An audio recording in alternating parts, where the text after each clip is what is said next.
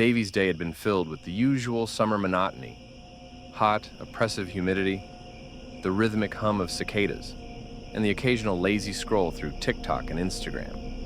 She, along with her friends Misa, Ash, and Bee, had been hanging out since noon, trying to come up with something interesting to do. Around sunset, they stumbled upon some creepy Randonautica videos, and an idea began to form.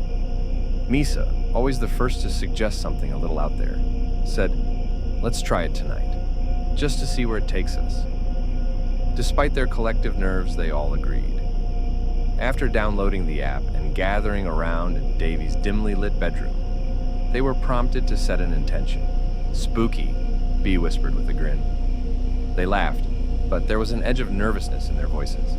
They watched as the app generated coordinates for a spot just 3 streets away from Davey's house. The app showed a small trail branching off of Owl's Hollow Road, an old road no one had visited in years. As kids, they'd heard rumors about that road, stories of mysterious lights, strange animal bones, and people vanishing without a trace, but they'd never taken it seriously, at least not until now. After throwing a flashlight, a switchblade, and a few granola bars into a backpack, they climbed into Davey's old sedan. She backed out of the driveway, trying to ignore the uneasy feeling growing in the pit of her stomach. The road leading up to Owl's Hollow Road was narrow and shadowed, lined with trees that seemed to stretch on forever. Windows of abandoned houses they passed appeared like empty eyes, and Bee swore she saw something move in the darkness beyond. They reached Owl's Hollow Road just as the last traces of daylight faded away, leaving them surrounded by complete darkness. The headlights illuminated the entrance to the path, which was overgrown and choked with weeds. The forest pressed in on either side, thick and suffocating. With only a single flashlight between them, they reluctantly stepped onto the path, pushing their way through brambles and vines. The air was thick and stagnant, heavy with the scent of damp earth and decaying leaves. After only a few steps, they heard a soft rustling nearby, and Davey froze, her heart pounding. "Did you hear that?" she whispered, barely able to breathe. They all listened, straining to catch any sound, but the forest was silent once more. They continued forward, their footsteps muffled by the thick layer of leaves underfoot. A little ways down the path, they found a small clearing. In the center of it was a circle of rocks, blackened from old fires. Around the rocks, someone had arranged several stuffed animals, charred, weather-beaten, and staring blankly up at the sky with glassy eyes. One of the bears had its eyes gouged out, and something dark and dried was smeared across its face. The fur was singed and blackened, as though it had been burned and then left to rot. "What is this?" Ash whispered, her voice shaking. No one replied, but they all felt a chill run down their spines. Something about the place felt wrong, as if it had been touched by something sinister. Bee took a step back, bumping into Misa, who stumbled forward with a yelp. "Let's keep going," Bee muttered, though she looked as if she might bolt at any moment. As they moved deeper into the woods, the trees seemed to close in around them. The flashlight cast only a dim, narrow beam, and the shadows stretched and writhed like living things. The path twisted and turned, and soon they lost all sense of direction. They felt like they were walking in circles, but every time they looked back, the way they'd come seemed to vanish into the darkness. Then they smelled it, a thick, sour stench that hung heavy in the air. They gagged, covering their noses, but the smell only grew stronger. Just ahead of them was a red cooler, lying half buried in the underbrush. Davey moved closer, holding her breath, and carefully pried it open with a stick she'd found on the ground. Inside was a tangled mass of wet, matted hair, swarming with flies. The sight and smell were so overpowering that she staggered back, nearly retching. "What the hell's going on here?" Bee whispered, her voice barely audible. No one had an answer, but a sense of dread settled over them, like a suffocating blanket.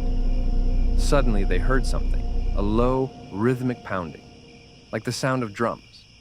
It was faint, but it sent a chill through their bones. It sounded like it was coming from deeper in the woods, echoing through the trees. They stood frozen, listening, as the sound grew louder and closer. And then, just as suddenly as it had started, it stopped.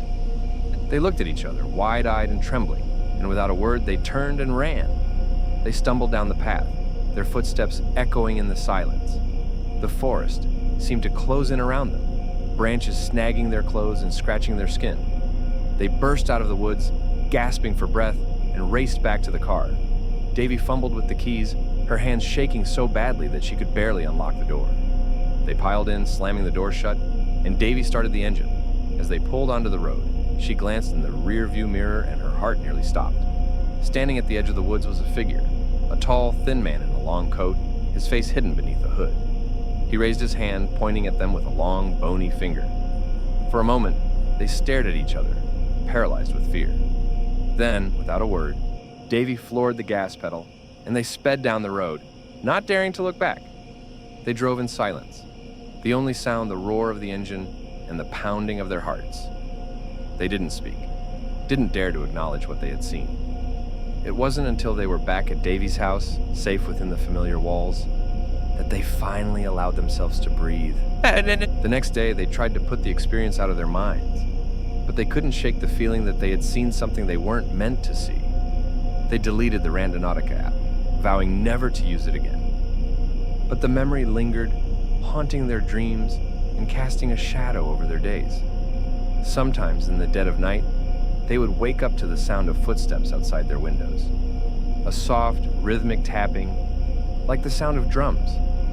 And they would lie there, listening, knowing that something was still out there, waiting for them to return. Months passed, and the memory of that night on Owl's Hollow Road began to fade, though it was never forgotten. They rarely spoke about it, but it was always there, lurking in the back of their minds. Then, one night, Misa called Davey, her voice trembling. I keep hearing something outside," she whispered. "It sounds like footsteps, and I swear, I've seen shadows moving outside my window." Davey tried to reassure her, but deep down, she knew something was wrong. They all knew it. They had disturbed something that night, something that wasn't meant to be found. And now, it was coming back for them. The next evening, they decided to return to the woods, desperate for answers. They met at Davey's house, each of them carrying a flashlight and a weapon, a knife, a baseball bat, anything they could find. They drove in silence, the weight of their fear pressing down on them like a physical presence. As they reached the path, a sense of déjà vu washed over them. Everything looked the same, yet somehow different, as if the forest itself had been waiting for their return. They walked down the path, their footsteps muffled by the thick layer of leaves.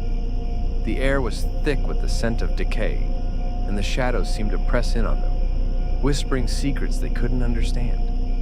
They reached the clearing where the stuffed animals had been, but this time, the rocks were arranged in a new pattern, spelling out a word: leave. They continued on, their fear mounting with every step. The cooler was gone, but the stench lingered, thick and sour, clinging to their clothes and filling their lungs. They heard the pounding again, louder this time, echoing through the trees. It seemed to come from all around them, surrounding them, trapping them. They turned to run, but the path had disappeared, swallowed by the darkness. They were trapped, lost in a maze of shadows, with no way out. The pounding grew louder, filling their ears, drowning out their screams. And then they saw him, the hooded figure, standing in the center of the clearing, his bony finger pointing at them. His face was hidden, but they could feel his gaze, cold and merciless, piercing through them. One by one, they fell silent, their screams fading into the darkness. And as the pounding reached a fever pitch, they knew, with a sickening certainty, that they would never leave those woods. And so, the forest took them, one by one, their bodies vanishing into the shadows, their souls lost to the darkness. And in the dead of night, if you listen closely, you can still hear their screams echoing through the trees, a warning to all who dare to venture down Owl's Hollow Road. They never spoke of what happened that night, and no one ever found their bodies. But the memory lingers, haunting the dreams of all who hear their story, a chilling reminder of the darkness that waits in the shadows, ready to claim its next victim.